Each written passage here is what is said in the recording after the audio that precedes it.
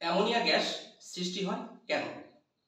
অধিক ঘনত্বে মাছ চাষ করলে মাছের মলমূত্র পুকুরের তলদেশে জমা হয়। অতিরিক্ত খাবার দিলে অব্যবহৃত খাবার পুকুরের তলদেশে জমা হয়ে পচে গিয়ে অ্যামোনিয়া গ্যাস সৃষ্টি হয়। এছাড়া পুকুরের তলদেশে অতিরিক্ত পেরিমাটি থাকলে, যদি পুকুরের চারপাশে পাতা ঝরা গাছ থাকে, তাহলে গাছের পাতা পুকুরের তলদেশে জমা হয়। এছাড়া আগাছা, লতাপাতা, পানা অর্থাৎ পচা জৈব পদার্থের পরিমাণ বেড়ে গেলে অ্যামোনিয়া গ্যাস সৃষ্টি হয়। অ্যামোনিয়া গ্যাস পুকুরে অক্সিজেনের অভাব তৈরি করে এবং পানির কোয়ালিটি নষ্ট করে দেয়।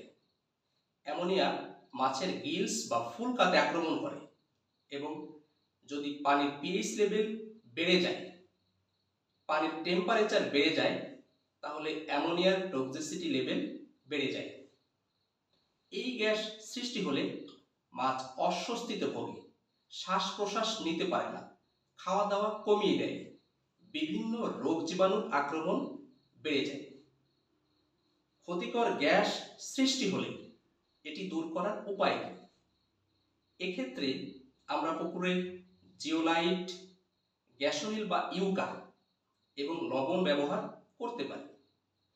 জিওলাইট প্রতি শতাংশে 100 থেকে 150 গ্রাম, লবণ 250 থেকে 300 গ্রাম এবং ইউকা 5 থেকে 6 মিলি দেয়া যেতে পারে, অথবা ফিশারিজ এক্সপার্টের পরামর্শ অনুযায়ী ব্যবহার করতে পারেন।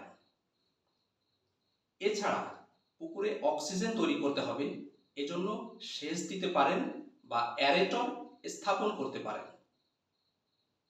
অতএব অধিক মজুদ ঘনত্ব পরিহার করতে হবে। পোলট্রি লিটার, কাউডাং বা গরুর গোবর এগুলো ব্যবহার করা যাবে না। পুকুরে আগাছা, লতাপাতা, পানা পরিষ্কার করে দিতে হবে এবং চারপাশে যদি গাছ থাকে, গাছের পাতা যাতে পড়ে তলদেশে জমা না হয় এজন্য ব্যবস্থা নিতে হবে।